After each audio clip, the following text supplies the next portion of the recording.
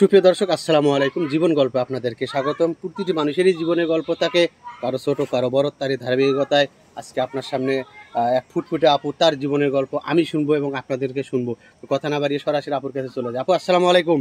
ওয়ালাইকুম আসসালাম। আপু কেমন আছেন? জি ভাই, আলহামদুলিল্লাহ ভালো আছি। ভালো আছেন না? আলহামদুলিল্লাহ, আমিও ভালো আছি। আপু, আপনার নাম কি? ঐশী। ঐশী নামটি কে রেখেছে? আব্বু আম্মু। আব্বু আম্মু। ঐশী নামের অর্থ জানেন? জানেন না? না, আচ্ছা, আব্বু আম্মুকে জিজ্ঞেস করে নেবেন। আচ্ছা ঐশী আপু, আপনার হোম ডিস্ট্রিক্ট কোথায়? নেত্রকোনা। নেত্রকোনা। আচ্ছা আপু, আপনি তো এখন সিঙ্গেল না, আপনার বিয়ে হয়ে গেছে? জি, আমার বিয়ে হয়েছে। বিয়ে হয়ে গেছিল না? আসলে আপনি স্বামীকে ডিভোর্স করছেন না স্বামী আপনাকে ডিভোর্স দিয়ে দিছে? আমার হাজবেন্ড আমার ডিভোর্স দিয়েছে। কত বছর আগে বিয়ে হয়েছিল আর ডিভোর্স হওয়ার কত বছর হয়েছে? বিয়ে হয়েছে 9 বছর আর ডিভোর্স হয়েছে আপনার 3 বছরের বেশি। 3 বছর। বেবি আছে? হ্যাঁ, একটা মেয়ে আছে। একটা মেয়ে। তার বয়স কত? ওর বয়স রানিং 8 বছর চলতেছে। 8 বছর। এটা কি আপনার কাছে থাকে না ওর বাবার কাছে থাকে? আমার কাছে থাকে। আপনার কাছে ভরণ পোষণ দেয়? না, ওর সাথে আমার কোনো যোগাযোগ নেই। আমার বেবিরে 3 মাসে রেখে চলে গেছে। 3 মাস রেখে চলে। আচ্ছা, কেন ডিভোর্স দিলেন আপনি আপনার স্বামীকে? আমি দেন আমার হাজবেন্ডই আমার ডিভোর্স দিয়েছে। কেন দিয়েছে? আপনি কি কারোর সাথে পরকীয়া করছেন এইরকম কোনো কিছু? কেন আমার ডিভোর্স? হাজবেন্ড পরক্রিয়া করে আরেকটা মেয়ের সাথে চলে গেছে। সেই আবার তো আপনাকে ডিভোর্স দিয়ে সে চলে গেছে। হ্যাঁ। এখন পর্যন্ত আপনি সিঙ্গেলে আছেন, তাই না? কারোর সাথে রিলেশনও জড়ান নেই, তাই না? আচ্ছা, আপনি তো মেয়ে মানুষ, একটা তো বিয়ে করতেই হবে, তাই না? যেহেতু আপনার একটা বেবি আছে, তারও একটা ভবিষ্যৎ আছে, একটা বাপের বা স্নেহ থেকে বঞ্চিত, তার একটা বাবার দরকার আছে। তো এখন কি করতে চাচ্ছেন আপনি? একটা যদি কি আমাদেরকে এই ভিডিও আমরা তো পাবলিক করব, কোনো ভাই যদি নক করে, আমরা কি আপনার সাথে যোগাযোগ করে দিব?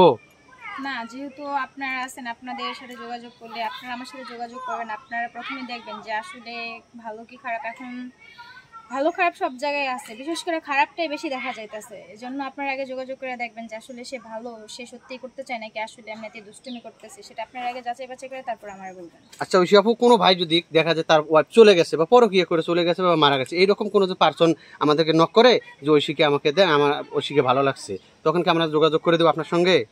যদি মারা যায় তাহলে আমার কোনো কথা নাই, আর যদি বউ চলে যায় তাহলে সবার আগে এটাও জানতে হবে যে বউ কিসের জন্য চলে গেছে। তাই কি শারীরিকভাবে কোনো টর্চার করছিল কিনা, বা ছেলে কোনো পরক্রিয়া করে কিনা, বা বউয়ের সাথে কোনো খারাপ ব্যবহার করে কিনা, এসব যাচাই করে তারপর। আচ্ছা ঐশী আপু, আপনার বয়স কত বলছিলেন? আমার রানিং টেস্ট চলতেছে। 23। আপনি কতটুকু সিনিয়র চাচ্ছেন বা বাহ্যিক সৌন্দর্য কি রকম?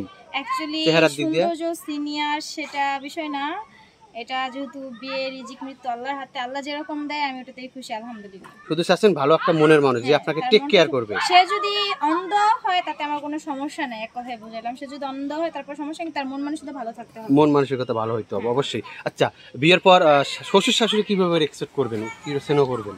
নিজের মায়ের মতো। এখন তো কথা দুষ্ট মিষ্টি মিষ্টি মিষ্টি কথা বলতেছেন, আবার বিয়ের পর কি রূপটা চেঞ্জ করবেন? কখনোই না। যেহেতু ছোট থাকতে মা বাবা হারাইছি, মা বাবার আদর যত্ন পাই নাই, আর মা বলে ডাকতে পারি না, অবশ্যই মার মতো ভালোবাসি। চেষ্টা করবো ছেলের বউ না, ঘরের মেয়ে হওয়ার। সুপ্রিয় দর্শক, আপনার ঐশী আপু জীবনের গল্প শুনছেন। যদি ঐশী আপুকে কারো ভালো লাগে এবং ঐশী আপুর সঙ্গে যদি কেউ যোগাযোগ করতে চান, তাহলে এই মুহূর্তে আপনার চোখের সামনে ডিসপ্লেতে যে নাম্বারটি দেখা যাচ্ছে, এই নাম্বারটি ইউটিউব চ্যানেল কর্তৃপক্ষের, মানে আমাদের। এই নাম্বারে ইমো হোয়াটসঅ্যাপ খোলা আছে। আপনারা অবশ্যই ঐশী আপুর একটা স্ক্রিনশট মেরে পাঠিয়ে দেবেন, সাথে ছোট্ট করে একটা ভয়েস মেসেজ পাঠিয়ে দেবেন। আমরা পরবর্তীতে আপনাদেরকে কন্ট্যাক্ট করার চেষ্টা করব। অযথা কেউ ফোন কল করবেন না। আচ্ছা ঐশী আপু,